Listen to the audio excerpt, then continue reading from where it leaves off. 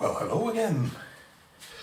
Today's star, a beautiful, affordable rangefinder with a magnificent lens, fully mechanical.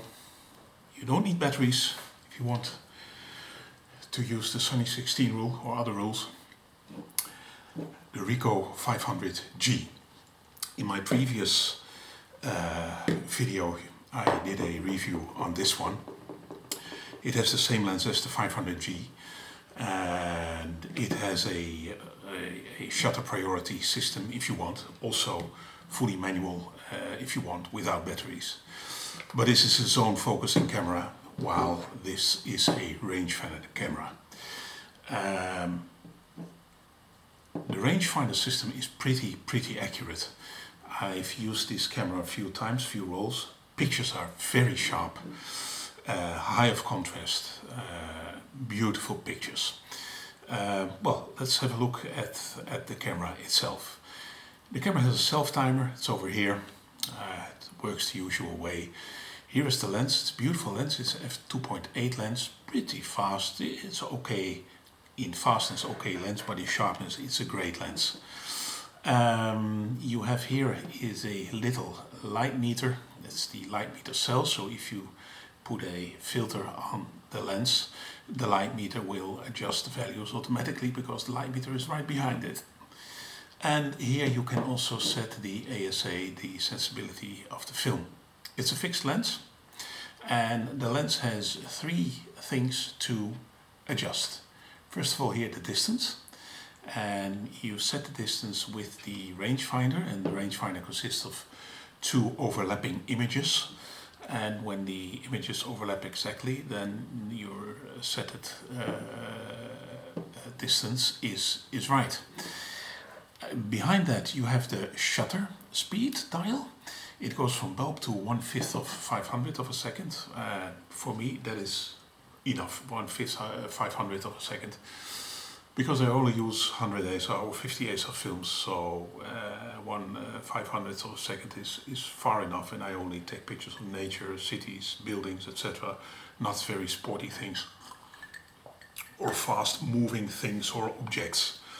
So behind the shutter speed dial there is the aperture dial. Well, as you can see, the aperture dial has values from 2.8 until 16. And there is another sign on it, and that's A. When you put this camera on A and you have batteries in it, then this camera is a shutter priority camera. Yeah. So that means if you put it in A and you set the shutter speed on 1/60 of a second, then the camera automatically determines the aperture, what will be chosen. To be honest, I am not a huge fan of a shutter speed priority because I mostly want to be in charge of the aperture value. But that doesn't matter. If there is a battery in the camera and you set the aperture dial to a certain value, let's say 5.6, you look through the viewfinder, then you can adjust the shutter speed. Then you see the meter in the viewfinder that indicates the aperture moving. So when you want to make a picture with the aperture of 5.6, you look through the viewfinder and you choose the shutter speed on this dial, and to make the indicator point at 5.6. So it's a little bit reverse. So in that case you can also still use the light meter if you want to use well, manual aperture priority, how I call it. So you set the aperture first, you look into the viewfinder, and well, let's say I choose an aperture of 5.6, I have a shutter speed here of 1.30, and let's say the indicator in the viewfinder indicates 8. So then I know I've chosen 5.6 and the meter indicates aperture 8, but I want 5.6, so then I have to adjust the shutter speed to make the meter goes to 5.6. So that is how you can adjust it manually. If the batteries are dead, it's not a problem. All the shutter speeds work without a battery. So from bulb to 1/500th of a second, it works without a battery. Aperture works without a battery, so the batteries you only need for the light meter. The light meter, however, is when you position it on A, on automatic, then it is coupled. Then the light meter is coupled. If you choose the aperture yourself, then the light meter is uncoupled, but still gives you the indicated value, which belongs to the chosen shutter speed. Bit complicated. That also brings me to the one thing of this camera that is pretty fragile and, well, breaks sometimes, and that is the light meter. In the light meter there's a little mechanism that also functions as a mechanism to adjust the aperture combined with the chosen shutter speed, and it can be very fragile. I've had a few 500Gs that, well, eventually stopped working in the light meter in that way that, you know, shutter speed priority wasn't possible anymore. But again, I don't need shutter speed priority anyway. It is nice if the light meter works though, because the light meter is pretty accurate. You can still put in the normal standard batteries in it. So all in all, and it's very compact camera. Look, it fits easy in your pocket. It's very compact. On the back you even have a screw hole for a tripod, the battery cap, and this is the rewind knob to disengage the rewind knob. This is the rewind knob itself. You have here a hot shoe, and even here you have a socket for a cable for a flash, so extra flash or main flash, whatever you like. I have put some new seals in this camera. When you buy such a camera, most of the times the seals are you know, long gone, and it's very easy in this one to change the seals. You see, you can buy at Amazon, you can buy the seal material, and it's easy to cut it, and then you just glue it, or with the adhesive back you put it in there. And it works super. It works really super. This is how you close it. Now, like I said, there are a few varieties on this camera. First, the price. For this one, a working one with working light meter, you pay the maximum of 40 euros. Sometimes cheaper, and this one was cheaper because the leather was partially gone, and then you don't know if someone had already opened the camera or not, or that it was just you know, by normal use torn off. So I didn't pay much for this camera, and I think in my memory it was about 35 euros. I put on new leatherette. I cleaned the lens. The lens is very clean, and again, it's a super nice lens. Makes very sharp pictures. Actually, I dare to claim that the pictures are much sharper than the of the Rollei 35. And I also have a Olympus XA, smaller camera, I know, also a rangefinder, but for somehow the range finding system in the Olympus XA, it doesn't work for me very well, because I do not get very sharp pictures out of the XA. And I've read some comments and reviews on the internet claiming the same, so I'm not the only one with the XA. And with this one, you know, it's super. If you want to use the zone focusing, you know, it's also possible. On the lens are the distance indicated in meters and feet. So with the aperture of 5.6 or 8, well, you have practically everything sharp between 3.5 meters and infinity. Beautiful little camera. It consumes batteries because, like this, it's on. The only way to switch it off is to rotate this shutter speed dial to B, and then the light meter is switched off. Now there are a few varieties of this camera. One I bought because I like them so much and they're so cheap. I put a roll of color film in this one, and the other one I bought, it's a little bit more luxurious. In this one I put a black and white film. I can put a yellow filter on it. This is a little bit more luxury version. It's the GX, and compared to the 500G, it has a few things more. You can make multiple exposures. Here's here a multiple exposure switch. For the rest it's exactly the same. It's also a shutter speed priority, same lens, same light meter, etc. In addition, it also has a battery tester here, so you can test if the battery is still okay.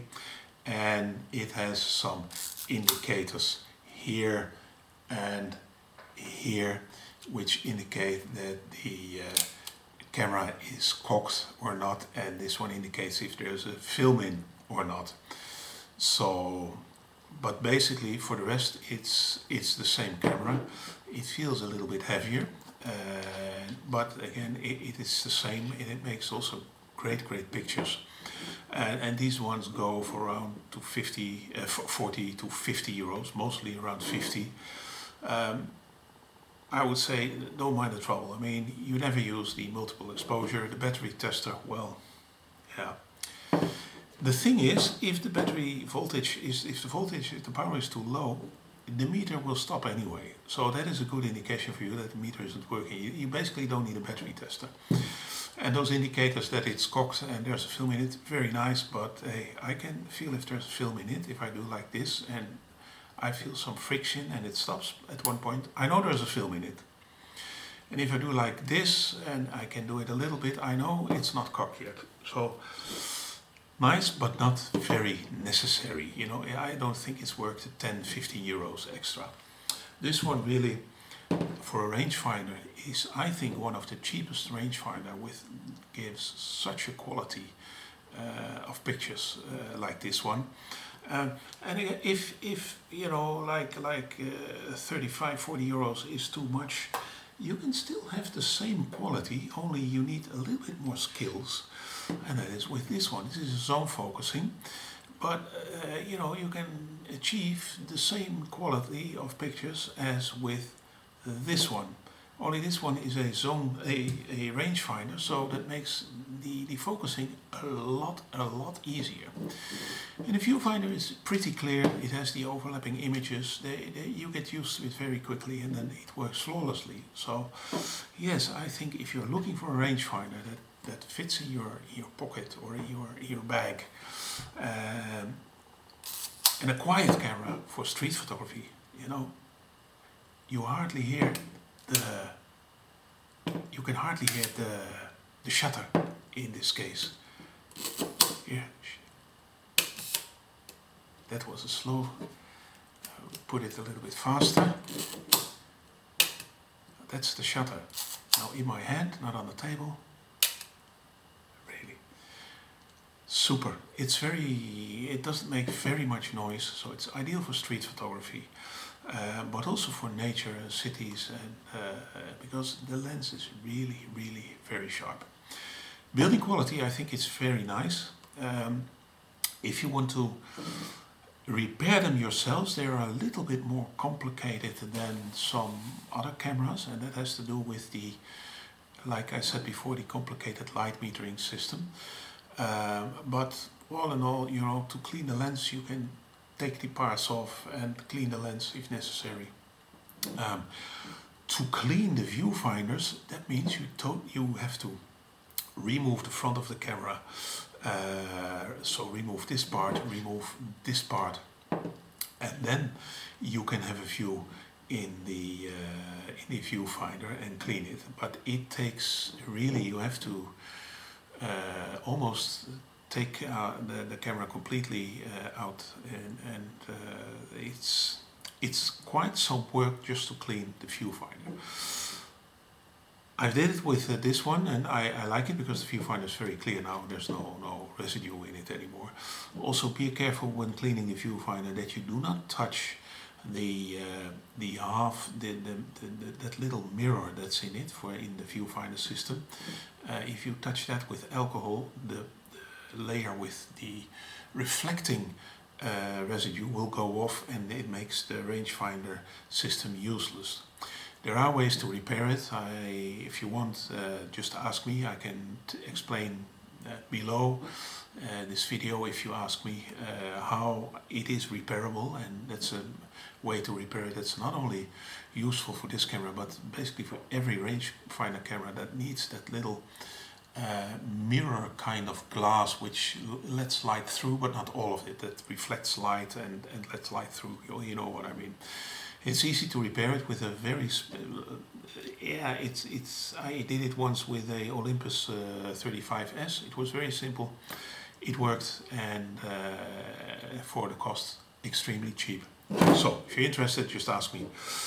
Well, all in all, I think, again, if you really into a small rangefinder to put in your pocket or in your bag, this is the thing to buy. Really, the lens is very sharp, sharper than the Olympus XA, sharper than the Rollei 35 series. It is an amazing little camera, and I think underrated. You see the prices going up now a little bit, but I have the feeling it's temporarily, because, let's face it, it's a beautiful camera, but it's not sexy. You know, it's not sexy like the Olympus XA or sexy like the Rollei 35. It's just a camera. It's small, but it's just a camera. You can make it more sexy with some new leather, but I think that also keeps the price low. So pay a maximum of 40 euros, at least, at the maximum 40 euros. That's the absolute, for a good condition working one. So also the light meter then has to work. Well, I hope you enjoyed this video. If you have any questions about these cameras, the cameras shown here in this video, just let me know, and when I see the questions, I will answer them as soon as possible. Thank you.